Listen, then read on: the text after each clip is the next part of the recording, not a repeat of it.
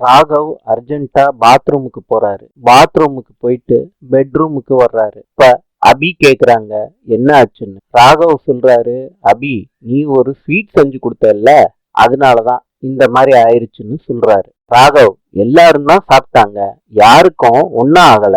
அதுவும் இல்லாம காலையில சாப்பிட்டதுக்கு இப்ப வேலையை காட்டுதுன்னு சொல்றீங்க பாத்தீங்களா, இதுதான் ஹைலைட்டே.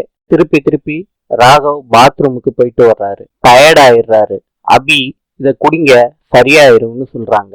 அதுக்கு ராகவ் எனக்கு வேண்டான்னு சொல்றாரு. ஒழுங்கா குடிச்சிருங்க ராகவ், அப்பதான் உங்களுக்கு உடம்பு சரியாகும். அபி என்ன அக்கறை உனக்கு?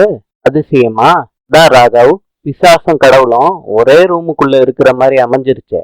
ரொம்ப தேங்க்ஸ் அபி, நீ பிசாசுன்னு ஒத்துக்கிட்டதுக்கு. ராகவ் அபி கலந்து கொடுத்தத குடிக்கிறாரு. இன்று ஜோர்டானின் நாணயம் தினார். நாளை சந்திப்போம்.